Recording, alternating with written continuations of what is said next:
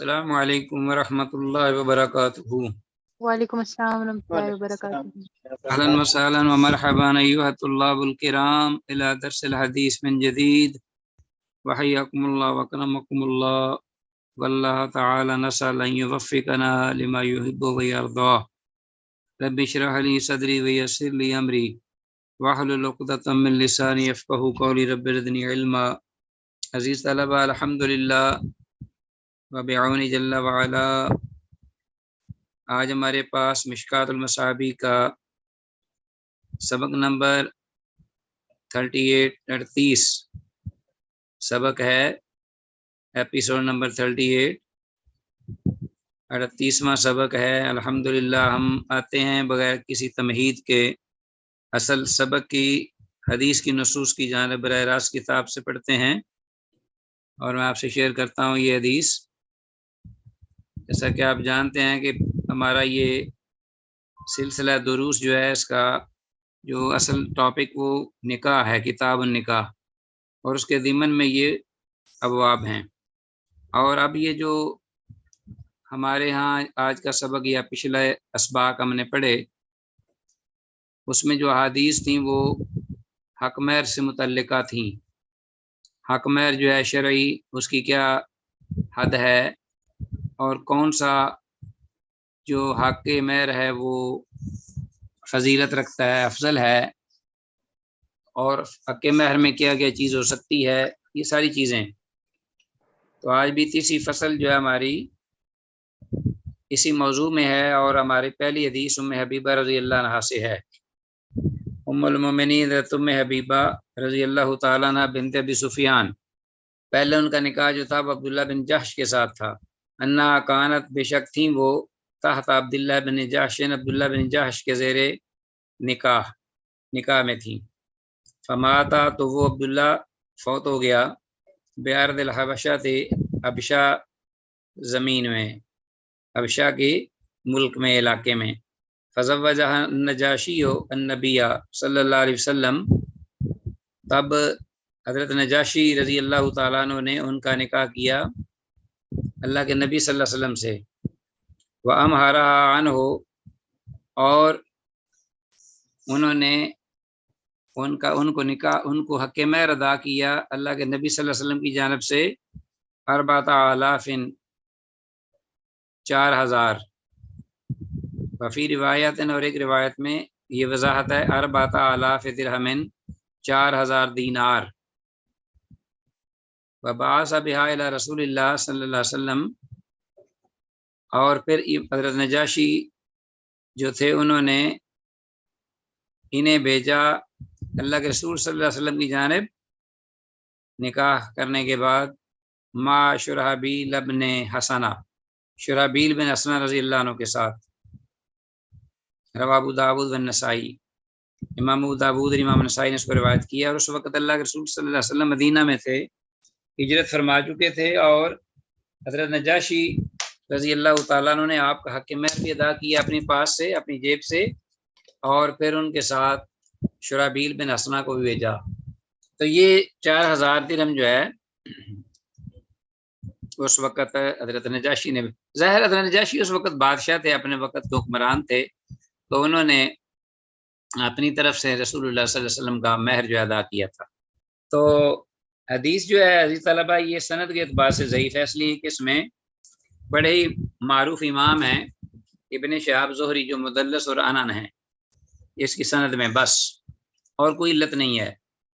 اور اہل سیر نے بھی ایسے ہی لکھا ہے جیسا اس حدیث میں ہے، ایسے ہی یہ واقعہ ہے جیسا کہ ذکر ہوا ہے اس حدیث میں، اگرچہ حدیث سند کے اعتبار سے کمزور ہے۔ آگے اگلی حدیث آتی ہے ہمارے پاس، نیکسٹ حضرت انس بن مالک رضی اللہ تعالیٰ عنہ سے، قالا، کہتے ہیں کہ تزوج ابو طلحہ تھا رضی اللہ عنہ، ابو طلحہ رضی اللہ تعالیٰ عنہ جو تھے مدینہ کے بڑے لینڈ لارڈ تھے، اور بڑے ان کے باغات تھے، بڑے امیر تھے، سبحان اللہ۔ اور ان کی سخاوت بھی اپنی ہی نوعیت کی تھی، جتنے اللہ نے ان کو مال دیا ہوا تھا اتنا ہی اللہ نے ان کو وسیع دل بھی دیا، اللہ اکبر۔ تو حدیث میں ان کے بارے میں بھی واقعات ذکر ہوئے ہیں، صحیح بخاری صحیح مسلم میں بھی۔ تو ابو طلحہ رضی اللہ تعالیٰ عنہ جو ہے انہوں نے نکاح کیا ام سلیم رضی اللہ عنہ، ام سلیم رضی اللہ عنہ سے، فکانہ صداق و ما بینہما الاسلام، اور ان دونوں کے درمیان جو حق مہر تھا وہ اسلام تھا۔ اسلمت ام سلیم رضی اللہ عنہ قبل ابی طلحہ تھا رضی اللہ عنہ، ام سلیم جو تھیں انہوں نے ابو طلحہ رضی اللہ عنہ سے پہلے اسلام قبول کر لیا تھا۔ فخطبہا، تو حضرت ابو طلحہ جو تھے انہوں نے ام سلیم رضی اللہ عنہ کو پیغام نکاح بھیجا۔ فقالت، تو انہوں نے کہا انی قد اسلمت، تو کہ بے شک میں نے اسلام قبول کر لیا ہے، فإن اسلمت نکحتک، اور اگر آپ بھی اسلام قبول کر لیں تو میں آپ سے نکاح کر لوں گی، نکحتک۔ فاسلما، تو اس پر انہوں نے اسلام قبول کیا۔ فکان صداق بین ما بینہما، تو ان کا اسلام لانا ہی ایک حق مہر ٹھہرا ان دونوں کے درمیان، صداق ما بینہما۔ رواہ نسائی، امام نسائی نے سے روایت کیا۔ تو صحابہ جو تھے وہ ان پر شک کیا کرتے تھے کہ یہ وہ جوڑا ہے مدینہ میں جن کا حق مہر جو ہے وہ اسلام ہے، سبحان اللہ۔ ویسے تو وہ بھی بڑے خوش نصیب تھے جنہوں نے پیچھے جو حدیث میں گزرا ہے، جن کے بارے اللہ کے رسول صلی اللہ علیہ وسلم نے فرمایا قد زوجتکھا بما معک من القرآن، جاؤ جو آپ کے پاس قرآن ہے اس کی اس کو تعلیم دے دینا، تو یہ میں اس کی بنیاد پر میں آپ کا نکاح کرتا ہوں ان کے ساتھ۔ تو یہ بھی بڑا ایک میں سمجھتا ہوں کہ الحمدللہ، اللہ اکبر، ایک بہت بڑی سعادت ہے کہ لوگ جو تھے ان کے بارے میں بھی شک کرتے تھے کہ ان کا نکاح جو ہے اس میں حق مہر جو ہے وہ کیا ہے، قرآن مجید کی آیت مبارکہ، سبحان اللہ۔ اللہ تعالیٰ کی عزیز طلبہ توفیق اور اس کی یہ کرم نوازی ہے، ہم بہت کمزور ہیں، لیکن بطور تحدیث نعمت کے میں یہ بتانا چاہتا ہوں کہ میں نے اپنی بیٹی کا جو کہ ماشاءاللہ حافظ قرآن بھی ہے نکاح کیا، تو ان کے جو ہسبینڈ تھے ماشاءاللہ وہ بڑے کوالیفائیڈ ہیں، پڑھے لکھے ہیں، تو لیکن عالم نہیں تھے، دنیا کی یونیورسٹی کی ڈگری بہت بڑی ان کے پاس تھی۔ تو میری بچی نے کہا کہ مجھے حق مہر میں کچھ نہیں چاہیے، جو میرے ہسبینڈ ہیں وہ قرآن و حدیث کا علم پڑھیں۔ تو انہوں نے یہ قبول کیا اور باقاعدہ ہم نے یہ لکھوایا ہے ان کا حق مہر۔ تو یہ اللہ کی خاص برکت ہے، اس کی توفیق ہے، ہم بہت کمزور ہیں، اللہ قبول فرمائے اور اخلاص دے۔ ماشاءاللہ وہ میرے جو داماد ہیں ہونے والے، وہ اپنے اسی طرح اس عہد پر قائم ہیں، اور وہ مسلسل جہاں وہ دوسری محنت کر رہے ہیں اپنے ذریعہ معاش، اس کے ساتھ وہ باقاعدہ پڑھ بھی رہے ہیں الحمدللہ۔ یہ 4 سالہ کورس ہے انہوں نے جوائن کیا ہوا ہے الحمدللہ، دوسرا سال ہے ان کا۔ تو اس قسم کا انسان کو جو ہے وہ نیکی میں سعادت مندی کے کام کرنے چاہیے تاکہ لوگوں کے لیے نمونہ بنا جائے اللہ کی توفیق سے۔ آگے آتے ہیں، یہ حدیث جو ہے وہ سند کے اعتبار سے حسن ہے، یعنی صحیح ہے، اور اسلام بطور مہر کے ذکر ہوا ہے اس حدیث میں حضرت ابو طلحہ رضی اللہ عنہ کی۔ آگے ہمارے پاس باب الولیمہ، جی ولیمہ کا تعلق بھی نکاح سے ہے۔ آپ جانتے ہیں کہ ولیمہ یہ جو ہے یہ بھی ایک اس کا پارٹ ہے نکاح کا، لیکن یہ شرط نہیں ہے، یہ ولیمہ سنت ہے، اس کا حکم ہے شرعی سنت ہے۔ اور ولیمہ کی دعوت جو ہے یہ خاوند کی طرف سے ہوتی ہے اس اللہ کی بارگاہ میں اظہار تشکر کے طور پر کہ جو انہوں نے اللہ کے پاکیزہ کلمے سے ایک بالکل ان نون جو تھے لوگ ایک دوسرے کے لیے بالکل غیر محرم، اللہ کے پاکیزہ کلمے سے ان کا ایسا تعلق اور ان کے درمیان تعلق کی ایسی گرہ بند گئی ہے کہ جو لنفصام لہا، جو بڑی مشکل ہے کہ وہ ٹوٹے، اگرچہ شیطان بڑی کوشش کرتا ہے کہ نکاح کے بعد طلاق کی نوبت آئے، اللہ سب کو محفوظ رکھے۔ تو یہ اظہار تشکر ہے اللہ کی بارگاہ میں کھانا کھلانا ولیمہ کا، اس کا حکم، اس کی کیفیت اور استعداد، اس کے لیے وہ ساری چیزیں حدیثوں میں ہیں۔ تو انس رضی اللہ عنہ سے روایت ہے کہ ان نبی صلی اللہ علیہ وسلم رعا علی عبد الرحمن بن عوف اثر صفرۃ، کہ اللہ کے نبی صلی اللہ علیہ وسلم نے عبد الرحمن بن عوف رضی اللہ عنہ پر زردی کے اثرات دیکھے، زرد رنگ کے اثرات، اثر صفرۃ، وقالا تو فرمایا ما ھذا، یہ کیا ہے عبد الرحمن؟ قالا، وہ کہنے لگے انی تزوجت امراتن، کہ میں نے نکاح کیا اللہ کے رسول ایک عورت سے، خاتون سے، علی وزن نوات من ذہب، ہاں کہ میں نے تقریباً نوات کے وزن پر ایک عورت سے نکاح کیا ہے، علی وزن نوات، وہ کھجور کے اوپر جو چھلکا یا وہ جو کھجور کی گٹھلی کے درمیان وہ جو ہوتا ہے داغا سا یا کوئی بھی چیز کہہ لیجیے یا جلی سی،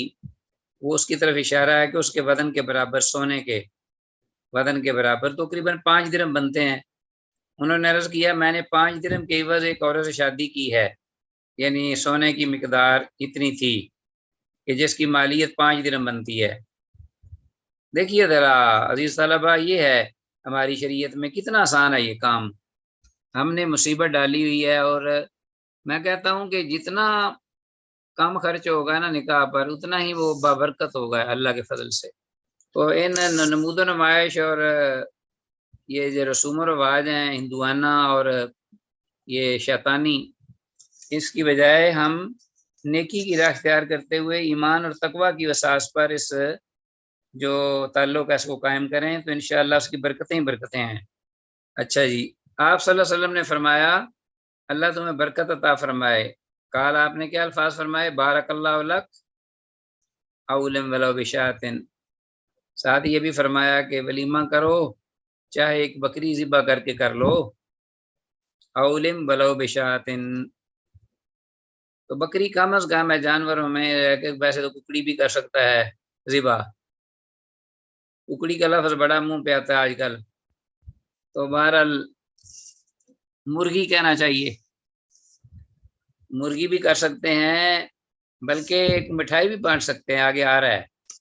وہ ضروری نہیں کہ بندہ گوشت روٹی کھلائے ولیمے میں، کیونکہ سنت ہے اپنی حیثیت کے مطابق اللہ نے دیا، اگر تو غریبوں کو، لوگوں کو، رشتہ داروں کو، دوست احباب کو شریک کرے، اگر اللہ نے وسعت دیا تو خوب کرے، یہ وہ دعوت ہے جو کہ ایک ایمانی دعوت ہے اور یہ دینی دعوت ہے، اور اس کو قبول کرنا بھی ضروری ہے، جیسے آگے آ رہا ہے 3210 حدیث میں الفاظ اولم ولو بشادن کا مطلب ہے کہ ولیمہ کر خواہ ایک بکری کے ساتھ ہی کیوں نہ ہو، اس کو انڈر لائن کیجئے۔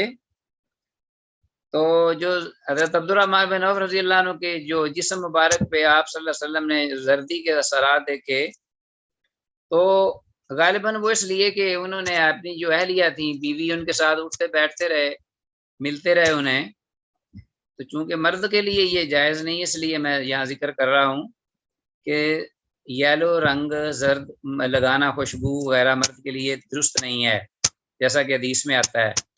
عورت کے لیے یہ ممانعت نہیں۔ تو ان پر جو نشانات تھے یہ زردی مائل، زرد رنگ کے، یہ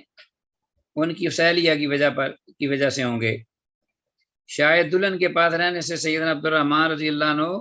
کے بدن یا کپڑے پر زعفران لگ گیا ہوگا۔ احناف، عزیز طلبہ، احناف اور شافعیہ کے نزدیک مرد کو زعفران لگانا مطلق منع ہے، ہاں امام مالک کہتے ہیں کہ کپڑے کو لگا لیں تو کوئی حرج نہیں، بدن میں نہیں لگانا چاہیے۔ تو بہرحال بہتر یہی ہے کہ آدمی بچے اس خوشبو سے، اور دیگر خوشبوئیں ہیں، دیگر رنگ ہیں وہ استعمال کر لے، ضروری ہے کہ زرد۔ اچھا جی، آگے ہمارے پاس نیکسٹ حدیث ہے جو حضرت انس رضی اللہ عنہ سے مروی ہے، قال، آپ نے فرمایا، کس نے؟ حضرت انس رضی اللہ عنہ نے جو روایت راوی ہیں، ما علم رسول اللہ صلی اللہ علیہ وسلم علی احد من نسائہ ما علم علی زینب، کہ نہیں ولیمہ کیا اللہ کے رسول صلی اللہ علیہ وسلم نے، ما علم رسول اللہ صلی اللہ علیہ وسلم علی احد من نسائہ، اپنی عورتوں میں سے کسی کا بھی، ما علم علی زینب، جیسا کہ آپ نے ولیمہ کیا حضرت زینب رضی اللہ تعالیٰ عنہ عنہا کے ساتھ نکاح پر۔ تو جیسا ولیمہ آپ صلی اللہ علیہ وسلم نے حضرت زینب رضی اللہ عنہ کے ساتھ شادی کے موقع پر کیا، کسی اور زوجہ محترمہ کے ساتھ نکاح پر نہیں کیا۔ تو کیا ولیمہ تھا؟ اولم بشاتن، آپ نے ایک بکری کا ولیمہ کیا۔ تو ولیمہ میں نے جیسا کہ کہا ہے کہ وہ کھانا ہے جو خامد کی جانب سے ہوتا ہے شب زفاف کے بعد، اور یہ کھانا مسنون ہے۔ ستو، جو، مٹھائی وغیرہ پر بھی ولیمہ کرنا درست ہے، غرض ہر قسم کے کھانے پر ولیمہ ہو سکتا ہے جو حلال کا اور جائز ہو۔ آگے ہمارے پاس حدیث جو کہ حضرت انس رضی اللہ عنہ سے روایت ہے، قال اولم رسول اللہ صلی اللہ علیہ وسلم حین بنا بزینب بنت جاش، کہ رسول اللہ صلی اللہ علیہ وسلم نے حضرت زینب بنت جاش رضی اللہ تعالیٰ عنہ سے جب تعلق قائم کیا اپنے ان کے ساتھ، وہی تعلق جو کہ میاں بیوی کا تعلق ہوتا ہے، وہ جب قائم کیا اللہ کے رسول صلی اللہ علیہ وسلم نے حضرت زینب بنت جاش رضی اللہ عنہ سے، تو کیا فرمایا کہ فاشبع الناس، تو آپ نے ولیمہ کیا، اولم رسول اللہ حین بنا بزینب بنت جاش، تو فاشبع الناس، تو آپ نے لوگوں کو پیٹ بھر کے کھلایا، خبزاں، روٹی، ولحمن، اور گوشت، یعنی پورا پراپر کھانا دیا روٹی اور گوشت کا۔ بکری ذبح کی نا جس کا اوپر ذکر ہوا ہے۔ اللہ اکبر، رواہ البخاری، امام بخاری نے اس کو روایت کیا ہے۔ تو فاشبع الناس خبزا ولحمن، اس کو انڈر لائن کیجئے۔ آگے آتے ہیں حدیث 3213 3213، وعنہ انس رضی اللہ عنہ سے روایت ہے، قال، وہ کہتے ہیں، ان رسول اللہ صلی اللہ علیہ وسلم اعتق صفیہ وتزوجہا، کہ اللہ کے رسول صلی اللہ علیہ وسلم نے صفیہ رضی اللہ تعالیٰ عنہ کو آزاد کیا، آتقا، وتزوجا، پھر ان سے نکاح کیا، وجعل عتقہا صداقہا، اور ان کی جو آزادی ہے وہی آپ نے حق مہر مقرر کیا، قرار دے دیا، حق مہر قرار دے دیا کس کو؟ ان کو آزاد کرنا، آزادی ان کی۔ وَأَوْلَمَ عَلَيَّ بِحَيْسٍ، اور پھر اس کے بعد آپ نے جو ولیمہ کیا وہ کیا تھا؟ حلوہ تیار کیا آپ نے، حیث۔ حیث جو ہے یہ ایک خاص قسم کا حلوہ ہوتا تھا اس وقت عربوں کے ہاں، جو کھجور، پنیر اور گھی وغیرہ سے تیار ہوتا تھا۔ حیث کو انڈر لائن کیجئے، اور حیث کا معنی آتا ہے وہ حلوہ کھجور، پنیر اور گھی وغیرہ سے تیار کیا ہوا ہو، حلوہ۔ آگے ہمارے پاس حدیث ہے عزیز طلبہ 3214، انس رضی اللہ عنہ سے روایت ہے، قال، کہتے ہیں، اقام النبی صلی اللہ علیہ وسلم بین خیبر والمدینہ ثلاث لیال، کہ اللہ کے نبی صلی اللہ علیہ وسلم نے اقامت فرمائی، ٹھہرے، قیام کیا، خیبر کے درمیان اور مدینہ کے درمیان، ثلاث لیال، 3 راتیں، یعنی جب آپ فتح خیبر کے بعد واپس مدینہ لوٹے تو راستے میں آپ نے 3 دن تک پڑاؤ ڈالا ایک جگہ پر۔ تو کیا کیا کام اور کاموں کے ساتھ؟ یبنا علیہ بصفیہ رضی اللہ عنہ، صفیہ رضی اللہ تعالیٰ عنہ جو تھے ان کے ساتھ آپ نے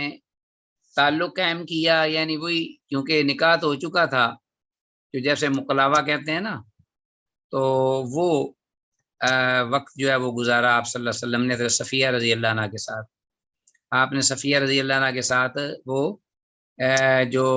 تعلق ہوتا ہے شوہر اور بیوی کا، وہ گزارا، ٹائم گزارا۔ تو اب ابھی ولیمہ نہیں ہوا تھا، فدعوت المسلمین الی ولیمتہ، تو میں نے تب بلایا سارے جتنے بھی مسلمان تھے وہاں، مجاہدین، ان کو آپ صلی اللہ علیہ وسلم کے ولیمہ کی دعوت کی جانب۔ وما کان فیہ من خبز ولا لحم، تو اس دعوت میں نہ تھا کوئی، نہ تھی اس میں کوئی روٹی، من خبز ولا لحم، اور نہ کوئی گوشت۔ وما کان فیہ من خبز ولا لحم وما کان فیہ الا ان امر بالانطاع، اور جو تھا اس میں وہ کیا تھا، یعنی نہیں تھا اس میں مگر وما کان فیہا اور نہیں تھا کچھ بھی اس میں مگر الا ان امارا کہ آپ نے حکم فرمایا بالانطاء ایک دسترخوان بچھانے کا، دسترخوان بچھانے کا، جزاک اللہ، آپ نے حکم دیا دسترخوان بچھانے کا۔ انتا جو ہے نا وہ ایک جو چمڑا نہیں ہوتا اس کی کوئی بنی ہوئی، کوئی سمجھ لو کہ بچھائی چٹائی وغیرہ یا بچھونا سا تھا جس کو بچھا کر اوپر کھانا وغیرہ کھایا جاتا ہے۔ فبوسے تھا تو وہ بچھا دیا گیا دسترخوان، فاول کیا علیہ التمرو تو اس دسترخوان پر ڈال دی گئی کیا؟ کھجوریں، التمرو والعاقۃ اور پنیر، والسمن اور گھی، کھجور پنیر اور گھی جو ہے وہ ڈال دیا گیا اس اپنا ماشاءاللہ وسیع پیمانے پر، کس پہ؟ اس دسترخوان پر جو کوئی وہ ایک چٹائی تھی چمڑے کی۔ تو بس وہ ایک حلوائی سے یہ سمجھ لیجیے حلوائی بن گیا ہوگا، حلوا جو ہے وہ سب نے مل کے پھر کھایا۔ امام بخاری نے روایت کیا، تو یہ ولیمہ کی دعوت ہے ام المومنین حضرت صفیہ رضی اللہ عنہا کی۔ دیکھتے جائیے ذرا یہ جو ہمارے معاشرے میں یہ جو مصیبت ڈالی ہوتی ہے لوگوں نے ایک دوسرے کو، ولیمے کی دعوتیں اور پھر جناب بارات آ رہی ہے اور کیا کچھ ہو رہا ہے۔ یہ حدیث عزیز طلبا، یہ حدیث جو ہے تو صحیح حدیث، امام بخاری نے اس کو اپنا روایت کیا ہے، اور اس میں یہ الفاظ ہے نا دو الانتاؤ، اس کو انڈر لائن کیجئے، اس کا مطلب ہے چمڑے کی ایک چٹائی یا دسترخوان وغیرہ۔ اور حدیث میں ایک اور لفظ ہے العاقۃ، العاقۃ کو بھی انڈر لائن کیجئے، اس کا مطلب پوچھا جا سکتا ہے آپ سے، اس کا معنی پنیر۔ آگے ہمارے پاس حدیث ہے 3215 صفیہ بنت شیبہ رضی اللہ عنہ سے، وان صفیہ بنت شیبہ رضی اللہ تعالی عنہ قال، یہ قال نہیں ہونا چاہیے، قالت ہونا چاہیے کیونکہ صفیہ جو ہیں یہ مؤنث ہیں۔ تو قالت ان صفیہ بنت شیبہ رضی اللہ تعالی عنہ قالت اولم النبی صلی اللہ علیہ وسلم علی بعض نسائہ بمدین من شعیر، کہ اللہ کے نبی صلی اللہ علیہ وسلم نے ولیمہ کیا اپنے بعض عورتوں کے ساتھ نکاح کے موقع پر دو یا اپنا جو کے دو مد کے ساتھ، تقریباً 1 کلو بنتا ہے، 4 مد ہونا تو 1 سا ہوتا ہے 2.5 کلو کا، آگے اندازہ لگا لیجئے، کوئی نصف سا تقریباً اتنے جو تھے وہ آپ نے پکائے اور ان کے ساتھ جناب وہ اپنا ولیمہ کر لیا۔ اس کو بھی پوری کو انڈر لائن کیجیے، علماء النبی صلی اللہ علیہ وسلم علی بعض نسائہ بمدین من شعیر، کہ نبی مکرم صلی اللہ علیہ وسلم نے اپنی بعض بیویوں کا فقط 2 مد جو سے ولیمہ کیا،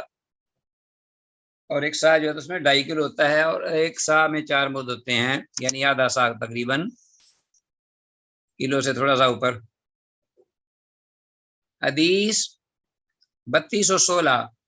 عبداللہ بن عمر رضی اللہ عنہما سے ان رسول اللہ صلی اللہ علیہ وسلم قال،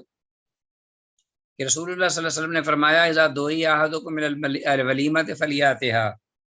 ہاں جی، اذا دعی احدکم جب بلایا جائے تم میں سے کوئی ایک الولیمۃ ولیمہ کی دعوت کی جانب، فلیاتھا تو اسے چاہیے کہ وہ آئے، اس کو حاضر ہو۔ متفق علیہ، وفی روایت لمسلم، امام مسلم کی ایک روایت میں یہ الفاظ ہیں فلیجب عرسا کان او نحوہ، اسے چاہیے کہ وہ خواہ نکاح ہو یا کوئی اور دعوت ہو اسی قسم کی، تو اس کو چاہیے کہ وہ وہاں حاضر ہو، فلیجب یعنی اسے قبول کرے، یہ امر ہے، حکم ہے، اور بظاہر جو حکم ہوتا ہے وہ الامر یقتضی الوجوب، بظاہر جو حکم ہوتا ہے شارع کی طرف سے اس سے مراد یہ ہوتا ہے کہ یہ واجب ہے، الا یہ کہ کوئی قرینہ ہو جو اس کو پھیر دے اس کے استحباب کی طرف۔ تو 3216 حدیث ہے اذا دعی احدکم الی الولیمۃ فلیاتھا، اس کو انڈر لائن کیجئے، اور اگلی حدیث کی طرف آئیے 3217 وان جابر قال قال رسول اللہ صلی اللہ علیہ وسلم اذا دعی احدکم الی طعام فلیجب، یہ بھی وہی الفاظ ہیں بالکل، لیکن اس میں طعام، ولیمہ کی جگہ طعام کے الفاظ ہیں، کہ کوئی بھی دعوت ہو تو اگر کوئی آپ کا بھائی آپ کو دعوت دے تو اسے قبول کرے۔ اللہ اکبر۔ فین شاہ طائمہ یعنی حاضر ہو، وہاں جائے ضرور، فین شاہ اگر چاہے تو کھا لے اس میں سے، فین طائمہ فین شاہ ترک، اور چاہے تو چھوڑ دے، مراد یہ کہ اگر مسئلہ روزے دار ہے تو نہ کھائے لیکن حاضر ہو جائے، یا کوئی طبیعت خراب ہے یا کھانا مردی کا نہیں جو طبیعت کے موافق نہیں ہے، یا ٹائم نہیں ہے کھانے کا، کوئی بھی صورت ہو سکتی، تو کھانا نہ کھائے لیکن وہاں پہنچے ضرور، جائے ضرور، کیونکہ یہ جو حاضری ہے دعوت کے پر، اس کے پیچھے جو اصل حکمت ہے وہ آپ جانتے ہی ہیں، باہمی محبت، ہمدردی اور اخلاص، پیار، یہ چیزیں ہیں۔ تو اگر نہیں جائے گا تو جو بلانے والا اس کے دل میں یہ چیز خلش بن کے رہ جائے گی۔ 3217 حدیث کی عبارت اذا دعی احدکم الی طعام فلیجب کا ترجمہ ہے جب تم میں سے کسی کو کوئی کھانے پر بلائے تو اسے چاہیے کہ وہ، یا بلایا جائے تو اسے چاہیے کہ اسے قبول کرے۔ مفہوم یہی بنتا ہے کہ ولیمہ کی دعوت پر تو خاص طور پر جانا واجب ہے، بغیر کسی شرعی عذر کے نہ جائے گا تو گناہ گار ہوگا۔ جو عام کھانے کی بات اگر ہے وہ واجب ہے، تو ولیمہ کی تو اس سے بلاولا زیادہ، اور اگر نہیں جا سکتا تو فوری طور پر مطلع کرے اور وجہ بھی بتائے تاکہ اگلے کے دل میں کوئی بات نہ آئے۔ اگلی حدیث ہمارے پاس ابو ہریرہ رضی اللہ عنہ سے قال قال رسول اللہ صلی اللہ علیہ وسلم کہ اللہ کے رسول صلی اللہ علیہ وسلم نے ارشاد فرمایا شر طعام طعام الولیمہ، کھانوں میں سے سب سے بدترین کھانا وہ ولیمہ کی دعوت ہے، طعام الولیمہ یدعا لہا الاغنیاء، کہ جس میں بڑے جو غنی مالدار لوگ ہیں ان کو دعوت دی جاتی ہے، بلایا جاتا ہے، وَيُتْرَكُ الْفُقَرَاء، اور محتاج اور بھوکے فقیر مسکین بیچارے چھوڑ دیے جاتے ہیں۔ وَمَنْ تَرَكَ الدَّعْوَةَ فَقَدْ عَصَى اللَّهَ وَرَسُولَهُ، اور جس نے دعوت کو قبول نہ کیا، تارا کا چھوڑ دیا، آنے سے رک گیا، فَقَدْ عَصَى اللَّهَ وَرَسُولَهُ، تو گویا اس نے اللہ اس کے رسول کی نافرمانی کی۔ متفق علیہ۔ یہ ساری چیزیں دیکھتے جائیے، حدیثیں بالکل صحیح ہیں، متفق علیہ حدیث ہے۔ 3218 یہ چیزیں کام کرنے والے لوگ ہم کام نہیں کرتے، اور زیادہ رسومات جی فلاں کی جی برتھ ڈے ہو رہی ہے، کنجر خانے نچائے جا رہے ہیں جناب، ناچ گانے ہو رہے ہیں الیاذ باللہ، اور خرچ کیا جا رہا ہے فضول۔ یہ چیزیں ہیں جو کہ جس کو چاہیے کہ انسان اس پر اگر اللہ نے توفیق دی ہے تو کھل کے خرچ بھی کرے، لوگوں کو بلائے، فقیروں کو شریک کرے، مسکینوں کو برکت ہو، فائدہ اس کے لیے، ثواب ہو۔ تو حدیث کی عبارت من ترک الدعوۃ فقد عصی اللہ ورسولہ کا مفہوم یہ بنتا ہے ترجمے کے ساتھ کہ کھانا کھلانا جانبین سے یعنی طرفین میں محبت و خیر خواہی کو جنم دیتا ہے، اور اس محبت اور خیر خواہی پر اللہ اور اس کے رسول بہت ہی راضی ہوتے ہیں۔ تو گویا جیسے جس نے قبول نہ کی ایسی دعوت، اس نے یہ خیر خواہی اور محبت کو ریجیکٹ کر دیا، توڑ دیا، نگلیکٹ کر دیا، تو اس کے عمل سے اللہ اس کا رسول ناراض ہو جائیں گے، تو گویا کہ وہ اللہ اس کے رسول کی نافرمانی ہے، والعیاذ باللہ۔ آگے حدیث طلبہ ہمارے پاس ابو مسعود الانصاری، ابو مسعود الانصاری رضی اللہ تعالیٰ عنہ سے روایت ہے، قال، وہ کہتے ہیں کان رجل من الانصار، کہ انصار مدینہ کے انصار میں سے ایک آدمی تھا، یکنا، جس کی کنیت یہ رکھی گئی تھی ابا شعیب، جو ابو شعیب کی کنیت سے پکارا جاتا تھا۔ کان لہو غلام لحام، اس ابو شعیب جو تھا مدینہ کے انصار کا آدمی، اس کا ایک خادم تھا غلام، لحام، کساب، کساب یعنی یہ جو ہوتا ہے جانور کسائی جنہیں کہتے ہیں ہم۔ فقالا اسنا لی طعامن، تو ابو شعیب جو تھے انہوں نے اپنے اس غلام یعنی خادم سے کہا، فقالا اسنا لی طعامن، میرے لیے کھانا تیار کرو، لیکن اس کھانے میں جو میرے لیے تیار کرو گے اس میں اس طرح کرنا کہ اتنا زیادہ کر دینا کہ جو یکفی خمسطن، جی اتنا کر دینا کہ وہ 5 مرد بندوں کے لیے کافی ہو جائے۔ ٹھیک ہو گیا جی، میرے لیے کھانا تیار کرو حسب معمول، اور اس میں اضافہ کر دو 5 بندوں کا مزید، یکفی خمسطن لعلی ادعو النبی صلی اللہ علیہ وسلم خامسہ خمسطن، کہ شاید کہ میں اللہ کے نبی صلی اللہ علیہ وسلم کو آج دعوت دے دوں، سبحان اللہ، جو پانچوں کے پانچویں ہوں گے، 5 کے 5ویں ہوں گے، مطلب یہ کہ 4 ہم ہوں گے اور 5ویں وہ ہوں گے، تو 4 آدمی یعنی 5 آدمیوں کا کھانا بنا لیجئے۔ ادعو النبیہ لعلی ادعو النبیہ، کا شاید کہ میں دعوت دوں آج اللہ کے نبی صلی اللہ علیہ وسلم کو، خامساتن، جو 5 بندوں کے 5ویں ہوں گے، یعنی 4 ہم ہوں گے اور 5 وہ، 5واں وہ آپ صلی اللہ علیہ وسلم۔ فسانہ لہو طعیمن، تو اس ان کے جو ابو شعیب تھے ان کا جو خادم تھا، غلام، اس نے کھانا تیار کیا ان کے لیے، طعیمن یعنی ہلکا پھلکا سا کھانا، طعیم مراد ہے، یہ تصغیر ہے طعام کی، طعیم ہلکا پھلکا کھانا، بہت زیادہ تکلف نہیں کیا، ٹھیک ہو گیا جی، مختصر سا کھانا۔ ثم اتاؤ،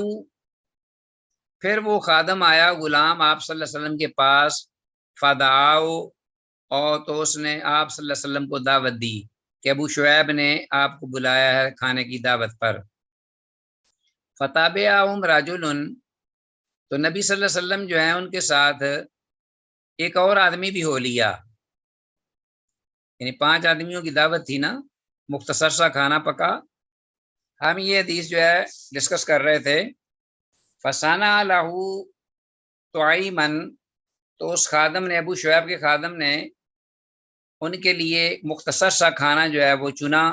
تیار کیا۔ ثم اتاؤ، پھر وہ آیا اللہ کے نبی صلی اللہ علیہ وسلم کے پاس، فدعاہ، تو اس نے آپ کو دعوت دی۔ فتابعہم رجل، تو آپ صلی اللہ علیہ وسلم کے ساتھ ایک اور آدمی جو ہے وہ بھی آ گیا ان کے پیچھے پیچھے۔ فقال النبی صلی اللہ علیہ وسلم، تو اللہ کے نبی صلی اللہ علیہ وسلم نے فرمایا، یا ابا شعیب، اے ابو شعیب، ان رجلا تبعنا، کہ بے شک ایک اور آدمی بھی ہے جو ہمارے ساتھ ہو لیا ہے۔ وہ بیچارہ بھی بھوکا ہوگا، جب اس نے دیکھا کہ اللہ کے رسول صلی اللہ علیہ وسلم کو دعوت ملی ہے تو وہ بھی ساتھ ساتھ چل پڑا ہوگا۔ تو آپ صلی اللہ علیہ وسلم کیسا ہو سکتا تھا کہ ایسے بھوکے آدمی کو چھوڑتے، لیکن آپ نے کمال ادب اور وقار کے ساتھ یہ میزبان سے پوچھا،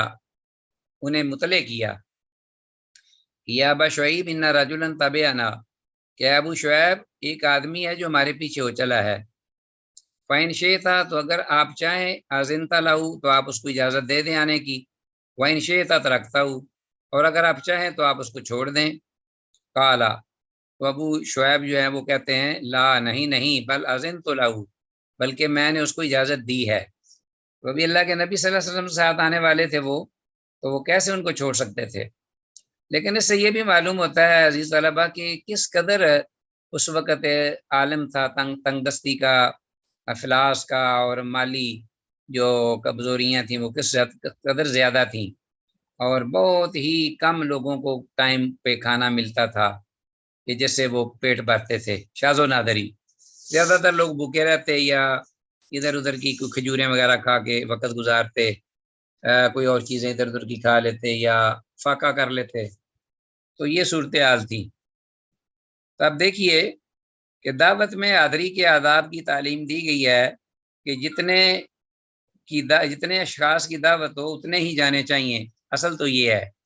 اگر کوئی اضافی آدمی چلا جائے یا جانا چاہتا ہو تو میزبان جو ہے دعوت کرنے والا،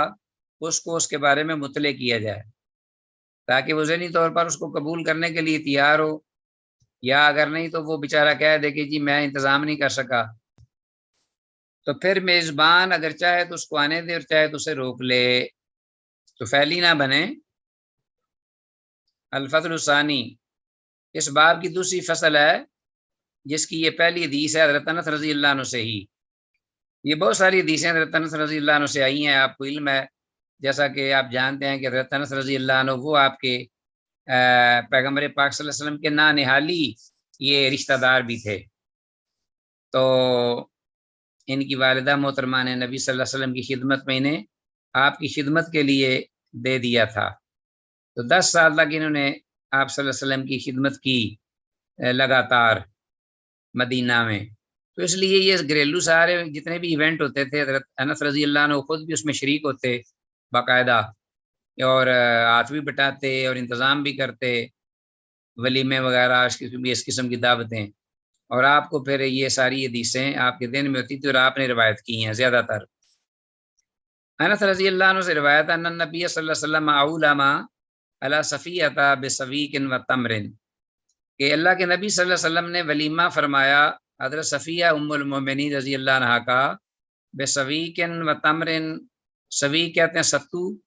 و تمر اور کھجور، ستوؤں اور کھجوروں کا، جیسا کہ پہلے بھی حدیث گزر چکی ہے کہ آپ صلی اللہ علیہ وسلم